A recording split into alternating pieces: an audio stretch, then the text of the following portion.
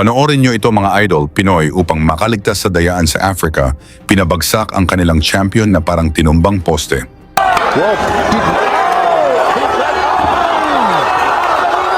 Lagi niyong sundan, huwag magpapahuli. Pag-usapan ni bakbakan. Isa sa maituring ng magaling na Pinoy boxer na gumagawa ng ingay sa international scene ay ang pride ng Candoni Negros Occidental, si J.R. Raquenel. Hawak niya ang record na 18 na panalo at 14 dito ang knockouts. Dahil sa kanyang bangis sa loob ng ring, tinawag siyang The Dreamer. Hindi basta-basta ang naging pag-angat ni Raquenel.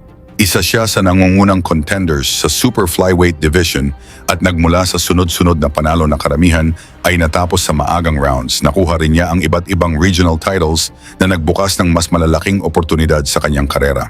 Dahil sa kanyang mga impresibong performance, nabigyan siya ng pagkakataong lumaban sa South Africa para sa WBO Intercontinental Super Flyweight title. Ngunit hindi naging madali ang hamon. Dahil dito makakaharap niya ang ipinagmamalaking undefeated prospect ng Africa na si Landy Ngseki. Bata, malakas, walang talo at itinuturing ng marami bilang susunod na world champion ng kanilang kontinente.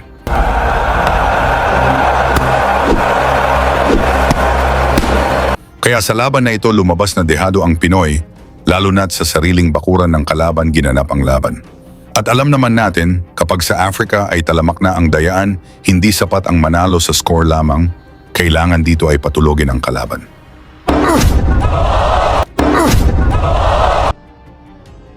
Sa pagbubukas ng unang round, agad napansin ang kalamangan ni Ngseki sa tangkad at haba ng mga galamay. Kaya naging maingat si Raquenel, pinag-aralan ang kahinaan ng matangkad na kalaban. So far round it is 1 each. Round goes the South African Mike. The representative that was not knocked down. The South African is orthodox and the South African.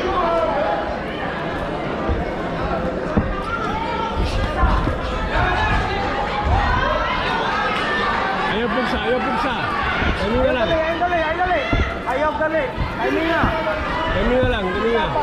Is Filipinos have come here to fight. And there's Filipino. What we saw now last fight, we saw Filipino work.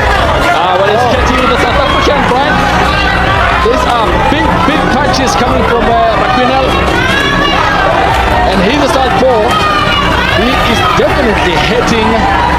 Habang lumalalim ang round, nagsimula ng magpalitan ng mabibigat na suntok ang dalawang kampo. May mga malilinis na tama mula sa Aprikano. Tumama din naman ang mga counter ng Pinoy. At dito pa lamang, malinaw ng seryoso ang laban. Not maybe he still didn't have a good warm-up. I can hardly see any sweat on his body, the South African. Like it. So maybe he's been caught cold in the first round. Well, we saw that earlier on as well, Petrie. A young man was Raquenel.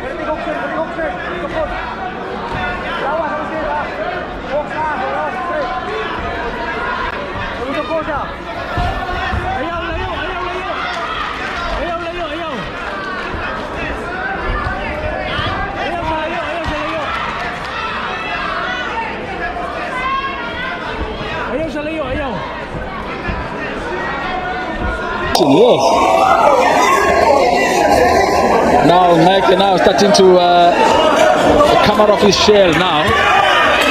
He was shaken at the beginning of the rounds. Good. JR has showed that he's come to fight. There's no doubt about that. And he's not also waiting to worry about now the rounds, 12 rounds. He says, I don't care 12 rounds or not, I'm going to start very fast. Pagsapit ng ikalawang round, may agresibo na si Raquenel. Nakita na nito ang butas nga kalaban. Gusto na nitong tapusin, ayaw ipaabot sa scorecards ang resulta. Habang maingay naman ang mga African fans na nag-aabang sa pagbagsak ng Pinoy. Galaw! This fight here is not going to be the... Renakile. Whoa, big right. Mula sa magkasunod na suntok ni Raquel, naalog si Angseki. Mula sa solidong tama, bagsak ang African champion na parang hinampas ng maso, bulagta sa lona.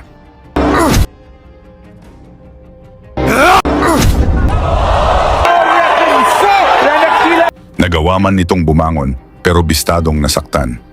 Agad itong sinugod ng Pinoy, biglang inawat ng referee ang laban, akala mo tapos na, pinapahinga lang pala ang kanilang fighter. Dito na nakita ni Raquel na plano itong dayain. Kaya pinaulanan ng suntok ang kanilang champion hanggang sa walang magawa ang referee kundi itigil ang laban. Panalo si Raquel by technical knockout at naging WBIO champion. What can you say to that? And you know what's another Ganito ba dapat ang gawin pag dumayo sa Africa? Ano ang masabi niyo sa pinakita ni Raquel?